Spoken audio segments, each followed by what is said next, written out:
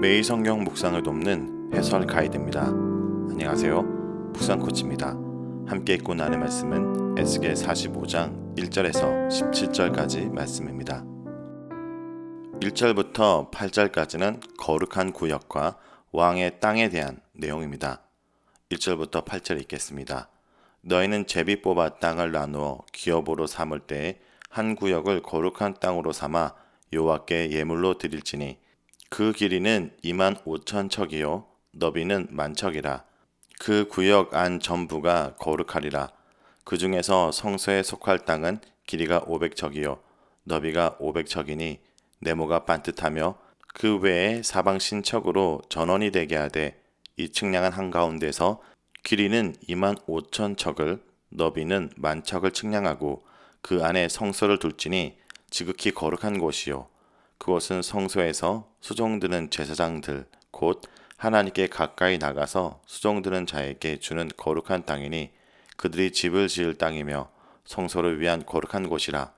또 길이는 25,000척을 너비는 10,000척을 측량하여 성전에서 수종드는 레위 사람에게 돌려 그들의 거주지를 삼아 마을 수물을 세우게 하고 구별한 거룩한 구역 옆에 너비는 5,000척을 길이는 25,000척을 측량하여 성읍의 기지로 삼아 이스라엘 온 족속에게 돌리고 드린 거룩한 구역과 성읍의 기지된 땅의 좌우편 곧 드린 거룩한 구역의 옆과 성읍의 기지 옆의 땅을 왕에게 돌리되 서쪽으로 향하여 서쪽 국경까지와 동쪽으로 향하여 동쪽 국경까지니 그 길이가 구역 하나와 서로 같을지니라. 이 땅을 왕에게 돌려 이스라엘 가운데 기업으로 삼게 하면 나의 왕들이 다시는 내 백성을 압제하지 아니하리라. 그 나머지 땅은 이스라엘 족속에게 그 지파대로 줄지니라. 1절에서 4절은 거룩한 구역에 대한 내용인데 이스라엘 족속이 거주하게 될 땅의 중심에는 여호와께 예물로 드려진 거룩한 구역이 있었습니다. 여호와께서 임재하시는 성소가 있어서 그 구역이 거룩해진 것입니다. 거룩한 구역의 크기는 길이가 약 13km이고 폭이 약 10km에 달합니다. 이 구역의 중앙에 가로와 세로의 길이가 약 262m인 정사각형의 성소가 자리하게 됩니다. 성소의 사방 둘레에 약 26m 폭의 공간이 있는데 이 공간은 성소를 주변 땅으로부터 구분하여 지극히 거룩한 성소의 속성을 보호하기 위한 것입니다. 거룩한 구역 중 성소를 제외한 땅은 여호와께 가까이 나아가 성소에서 제를 집행하는 사독 계열의 제사장들의 거주지가 됩니다. 사독 계열 제사장들은 여호와께 가까이 나가는 특권뿐만 아니라 거룩한 곳에 거할 수 있는 영광을 얻게 됩니다. 5절은 레위인의 거주지에 대한 내용입니다. 성소가 위치한 거룩한 구역과 동일한 크기의 땅이 사독 계열을 제외한 레위 자손들의 거주지와 구별됩니다. 이들은 이스라엘 백성들의 배교와 우상 숭배에 동참하였기에 성소에서 사역을 할 수 없지만 여전히 성전을 관리하고 희생 제물을 잡는 일을 도우며 백성들을 섬기는 일을 감당하기에 거룩한 땅에 거할 수는 있게 됩니다. 6절은 성읍의 기지에 대한 내용입니다. 성읍의 기지에 대한 규정은 수도가 위치하게 될 지역에 관한 것입니다. 성소, 사독 계열의 거주지, 레인의 거주지로 구별된 거룩한 지역 아래에 일반 백성들을 위한 수도가 있는 구역이 위치하게 됩니다. 이 기지의 동서 길이는 거룩한 구역의 길이와 동일하지만 폭은 약 2.6km입니다. 성읍은 성소와 같이 정방향의 모양입니다. 정방향의 형태는 어긋남이나 비뚤어짐이 없이 정확한 여호와의 속성과 성품을 상징적으로 반영해주고 있는 것으로 보입니다. 7절에서 8절은 왕의 땅에 대한 내용입니다. 회복된 이스라엘을 통치하는 왕은 약속의 땅에서 특별한 구역을 소유하게 됩니다. 왕의 땅은 거룩한 구역과 성읍의 기지 양 옆에 위치하게 되는데 이 두 구역을 보호하는 모양새를 취합니다. 왕의 땅의 길이는 서쪽으로는 지중해까지 이르고 동쪽으로는 사해 북단과 요단강에까지 이릅니다. 왕을 위해 특별히 땅을 구별하여 기업으로 주는 목적은 첫째, 왕이 그의 힘과 권력으로 백성들의 소유를 강탈하거나 파괴하는 것을 금하여 백성들을 보호하기 위함입니다. 둘째, 이스라엘의 지파들이 각기 각자의 기업인 땅을 온전히 소유하게 하기 위함입니다. 셋째, 왕이 자기 기업에 만족하면 결과적으로 이스라엘 지파들과 다른 지파의 기업을 탐하지 않게 될 것이기 때문입니다. 이어서 9절에서 12절은 지도자들에게 주는 경고입니다. 주 여호와께서 이같이 말씀하셨느니라. 이스라엘의 통치자들아, 너에게 만족하리라. 너희는 포악과 겁탈을 제거하여 버리고 정의와 공의를 행하여 내 백성에게 속여 빼앗은 것을 그칠지니라. 주 여호와의 말씀이니라. 너희는 공정한 저울과 공정한 에바와 공정한 밭을 쓸지니 에바와 밭은 그 용량을 동일하게 하되 호멜의 용량을 따라 밭은 10분의 1 호멜을 담게 하고 에바도 10분의 1 호멜을 담게 할 것이며 세겔은 20게라니 20세겔과 25세겔과 15세겔로 너희 마네가 되게 하라. 9절은 이스라엘의 통치자들의 과거의 포악과 강탈에 대한 문제를 지적합니다. 성전의 법이 왕에게 속한 땅을 규정하는 이유는 이스라엘 통치자들이 과거에 자신들의 지위와 권력을 이용해 포악과 강탈을 했기 때문입니다. 하나님은 그들이 이미 충분히 행하였기에 이제는 악행을 멈추고 정의와 공의를 행하라고 명령하십니다.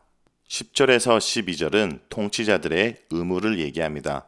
하나님의 백성을 통치함에 있어서 공의와 정의를 행하는 것은 대단히 중요합니다. 공의와 정의를 실현하는 가장 기본적인 첫걸음은 공정한 재물과 계량을 사용하여 불의한 이득을 취하거나 서로 속이지 않는 것입니다. 공정한 저울과 계량은 성전에 드리는 제의에도 중요한 의미를 갖습니다. 성전의 법이 규정하는 재물을 정확히 바치기 위해서는 공정한 저울과 계량이 기본이 되기 때문입니다. 통치자와 관련하여 이 규정이 언급되는 것은 통치자에게 이러한 규정을 수호해야 할 의무가 있음을 보여줍니다. 이어서 13절에서 17절은 이스라엘 백성이 드릴 예물에 대한 내용입니다. 너희가 마땅히 드릴 예물은 이러하니 밀 한 호멜에서는 6분의 1 에바를 드리고 보리 한 호멜에서도 6분의 1 에바를 드리며 기름은 정한 규례대로 한 고루에서 10분의 1 밭을 드릴지니 기름의 밭으로 말하면 한 고루는 10밭 곧 한 호멜이며 또 이스라엘의 윤택한 초장의 가축대 200마리에서는 어린 양 한 마리를 드릴 것이라. 백성을 속죄하기 위하여 이것을 소제와 번제와 감사 제물로 삼을지니라. 주 여호와의 말씀이니라.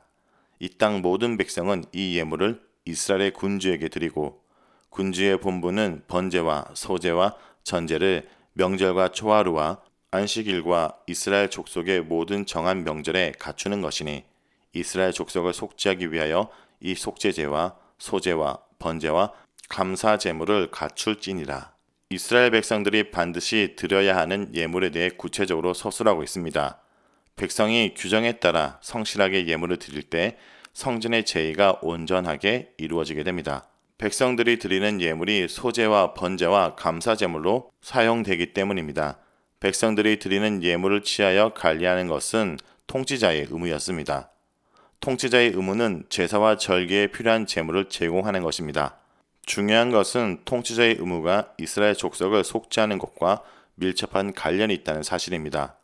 통치자가 제사에 필요한 제물을 온전히 제공할 때 이스라엘 족속을 속죄하기 위한 제사가 지속될 수 있기 때문입니다.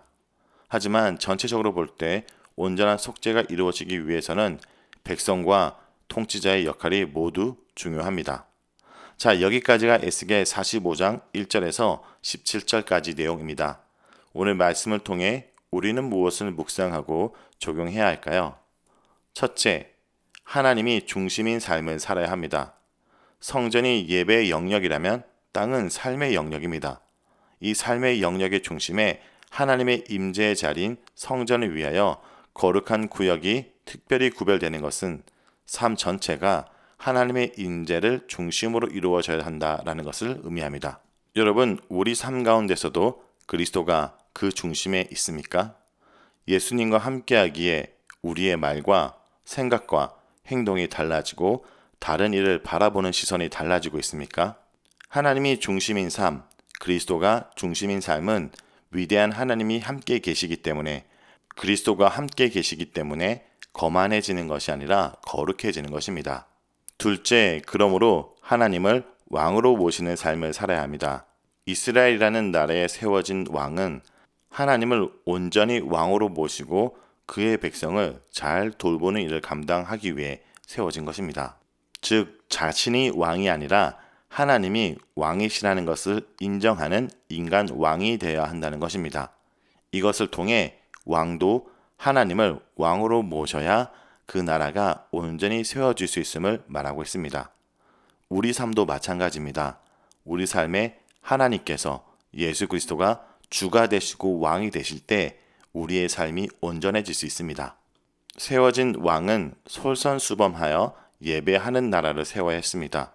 왕의 소유지는 거룩한 땅의 좌우편에 걸쳐 있으므로 이 예배와 밀접한 관련이 있으며, 그리고 왕은 공의와 정의를 실현하기 위해 힘써야 했습니다. 아무리 왕이라도 공정한 저울과 에바와 밭을 사용해야 됨을 얘기합니다. 왕은 모든 권력을 예배를 위해 써야 했습니다. 통치자는 이스라엘 절기마다 하나님께 제대로 제사할 수 있도록 모든 여건을 마련하는 중요한 역할을 감당해야 했습니다. 여러분, 하나님이 우리에게 주신 모든 리더십은 주님을 섬기는 데 사용하는 것입니다. 하나님이 우리 삶의 왕이 되실 때, 그리스도가 우리 삶의 주가 되실 때 우리가 부르신 그 사명을 제대로 감당할 수 있습니다. 오늘 하루도 하나님을 중심으로 살아가고 하나님을 우리의 삶의 왕으로 모시고 살아가는 주의 거룩한 백성들이 되길 간절히 기도드립니다.